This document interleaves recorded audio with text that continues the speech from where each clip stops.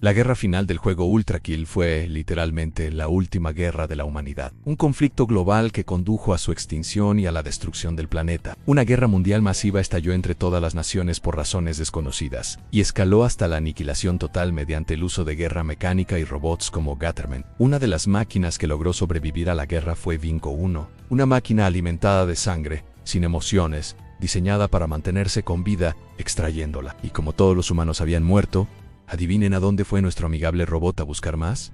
Exacto, Han fue al infierno. Con miles de millones de personas muriendo a la vez, el infierno no pudo procesar todas las almas que llegaban, lo que creó un desequilibrio cósmico, y el infierno comenzó a desbordarse de almas. La situación se volvió tan grave que incluso Dios, sí, el creador de todo, guardó silencio. Cuando entras al infierno con V1, una persona en particular se obsesiona contigo después de que empiezas a arrasar con todo. Su nombre es Gabriel, un arcángel que perdió su misión tras el silencio de Dios, y destruir a V1 se convirtió en su propósito. Sin embargo, V1 lo derrotó 3 veces, así que sí, fracasó estrepitosamente. Al final, la Tierra es un páramo desolado.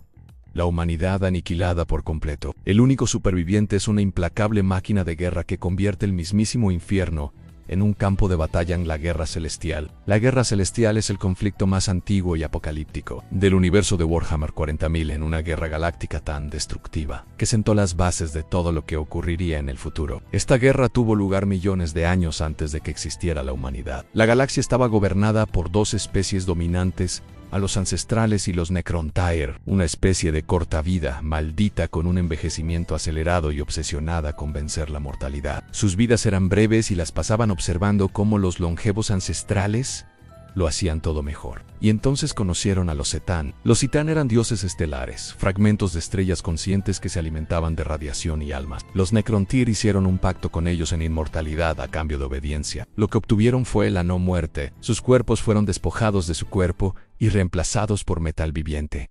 Sus almas fueron devoradas, se convirtieron en los Necrones, máquinas eternas sin alegría ni escapatoria. Bajo el liderazgo de los Setán, los Necrones se rebelaron contra los ancestrales, y se desató el caos. Los ancestrales no se rindieron fácilmente. Usaron su dominio de la disformidad para crear nuevas especies psíquicas por toda la galaxia en los Krork, los primeros orcos, los Aeldari, los Eldar y otros, destinados a combatir a los Necrones y a sus señores supremos dioses estelares. El tiempo mismo comenzó a distorsionarse a medida que la energía psíquica en la disformidad alcanzaba niveles insoportables. Y fue entonces cuando la verdadera catástrofe se desató. La constante emoción, la muerte y el tormento inundaron el Enmeterium. YD's Chaos. Comenzaron a formarse los primeros dioses del caos. La guerra en los cielos creó las fuerzas que atormentarían la galaxia. Khorne, Slaanesh, Tzeentch y Nurgle, personificaciones del odio, el exceso, la manipulación y la decadencia. Tras la casi extinción de los ancestrales, los Setán comenzaron a guerrear entre sí,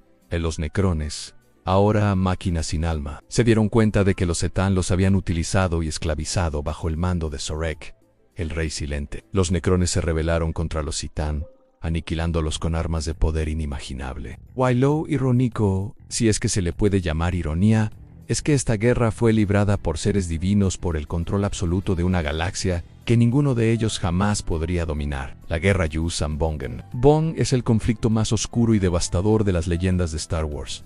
Una guerra que destrozó la galaxia, quebró a los Jedi y recordó a todos que, por muchas estrellas de la muerte que se destruyan, la paz nunca es permanente. Comienza 21 años después de la caída del Imperio. La nueva república finalmente intenta reconstruirse. Y entonces llegan los Yuuzhan-Vong, no con hiperimpulsores, ni droides, ni blasters, sino con naves vivientes, armas biológicas y un odio casi religioso hacia la tecnología. Los Yuuzhan-Vong consideran el dolor sagrado, la tecnología una herejía y el genocidio una purificación. Se mutilan para ganarse el favor de los Jedi y se comunican mediante organismos vivos adheridos a su carne. Sus naves de guerra son enormes leviatanes biomecánicos cultivados en lugar de construidos. Sus armas son criaturas vivientes, indetectables para la fuerza. Para los Jedi, son invisibles, lo que en pocas palabras significa que su nueva república no está preparada. Aún recuperándose de la guerra civil galáctica, los Jedi liderados por Luke Skywalker son poderosos pero no están listos para un enemigo como este. Los Yuuzhan lanzan un ataque masivo contra Coruscant,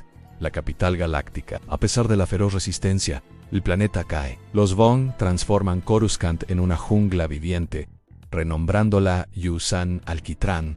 Miles de millones mueren, el templo Jedi es profanado. La República se derrumba. Anakin Solo, el menor de los hijos Solo, muere al frente de una misión para rescatar a los Jedi capturados. Su muerte destroza a la familia, fractura la orden y lleva a su hermano Jacen por un camino que termina en una tragedia futura. Finalmente, a través del sacrificio, alianzas rotas y brutales contraataques, la galaxia se recupera. Jacen Solo es capturado, torturado y casi quebrado, pero emerge con una comprensión más profunda de la fuerza, una que le permite derrotar a los Yuuzhan Vong.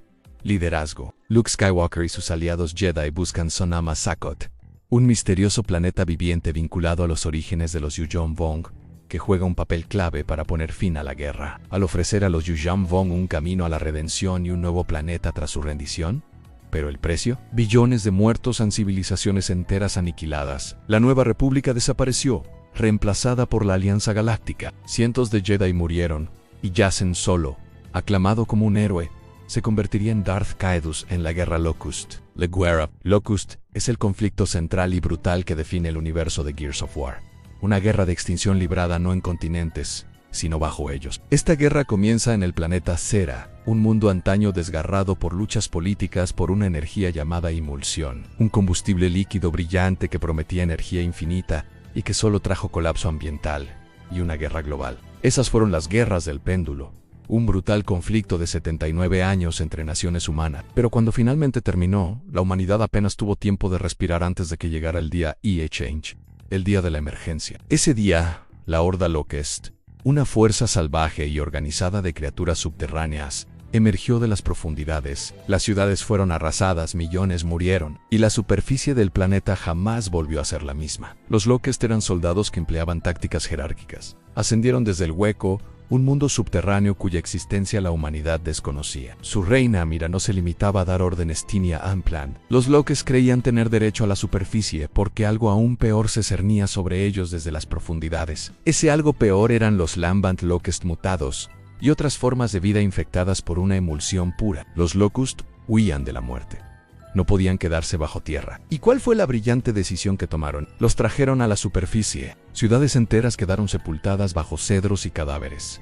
Bestias colosales criadas para la destrucción. La coalición de gobiernos ordenados se vio obligada a recurrir a tácticas desesperadas, como los ataques satelitales del Martillo del Alba que aniquilaron sus propias ciudades solo para negárselas al enemigo. La guerra solo terminó cuando Adam Phoenix, el padre de Marcus, desarrolló un arma que atacaba directamente a la emulsión, aniquilando a los Lambent y, de paso, a los Locust. Fue un genocidio. Thanos estaría orgulloso. La Guerra del Tiempo. La Guerra del Tiempo es el conflicto más devastador que ha alterado la realidad en el universo de Doctor Who.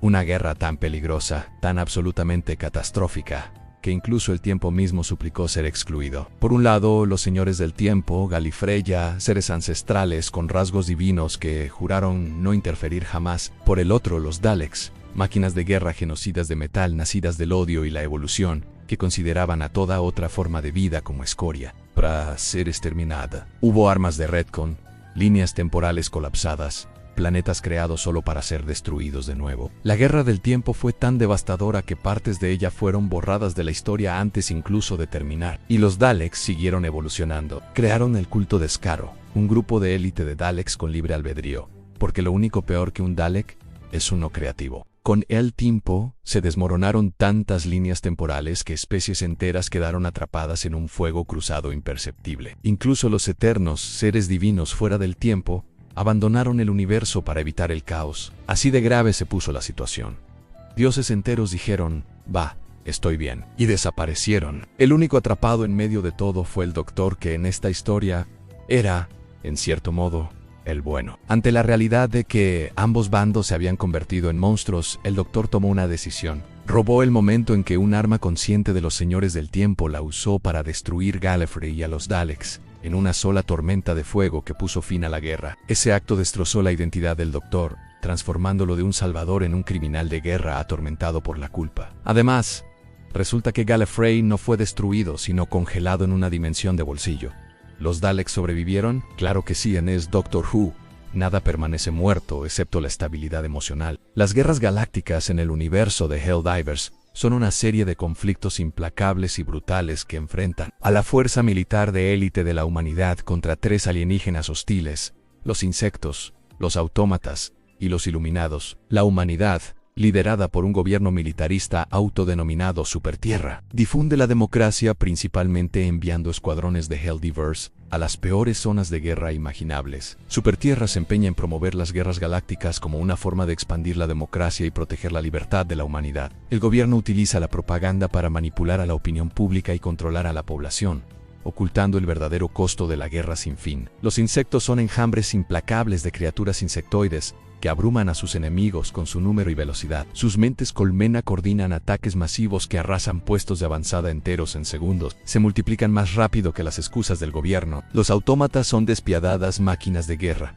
antiguos humanos que cambiaron su carne por acero, ahora completamente robóticos y armados con armamento avanzado. Los Illuminates son los alienígenas psiónicos más poderosos e impredecibles de la galaxia, capaces de manipular la realidad con devastadores poderes mentales. Sus ataques pueden aniquilar escuadrones enteros antes de que los soldados siquiera se den cuenta de que están siendo atacados. Los Helldivers son tristemente célebres por matar accidentalmente a sus propios compañeros con cohetes, granadas o incluso sus propias armas. Este destacament es más probable morir por la bala de un compañero que por un ataque alienígena. Así que sí, los problemas de confianza son reales. La invasión, que es un horror cósmico aterrador proveniente de todos los futuros. Una guerra tan brutal que distorsiona la propia definición de genocidio y guerra. Ambientada millones de años en el futuro, la humanidad se ha extendido por las estrellas solo para encontrarse con los Q, una raza alienígena cuyos crímenes de guerra hacen que la mayoría de los villanos galácticos parezcan matones de patio de recreo. Los Q son sádicos, avanzados y completamente despiadados. Su invasión no se trataba de conquista ni de recursos, sino de pura experimentación a escala cósmica. Literalmente, consideraban sus creaciones como arte. Tras conquistar la Tierra e incontables colonias, mutilaron genéticamente a los humanos, transformándolos en formas grotescas y extrañas diseñadas para la esclavitud, la guerra e incluso el entretenimiento. Olvídense de la muerte. En el castigo de los Q consistía en reescribir el ADN hasta que apenas se reconociera a la persona. Incluso convertían a la gente en seres vivos. Culturas humanas enteras fueron aniquiladas o transformadas en nuevas especies, todas al servicio de los caprichos de sus amos. Q-an imaginen ser convertido en una auténtica pesadilla solo porque a los Q les parecía divertido o eficiente. Sí, eran así de indiferentes. Tras millones de años de dominio, los Q fueron finalmente derrotados por los asteromorfos. Al final, los asteromorfos, junto con otras civilizaciones galácticas aliadas, formaron las Galaxias Unidas para combatir la monstruosa campaña de los Q-an. Esta victoria marcó el fin del reinado de terror de los Qs y el comienzo de una nueva era para la galaxia, la guerra del Flood Forerunner. Esta guerra es uno de los conflictos más oscuros y catastróficos del universo Haluna.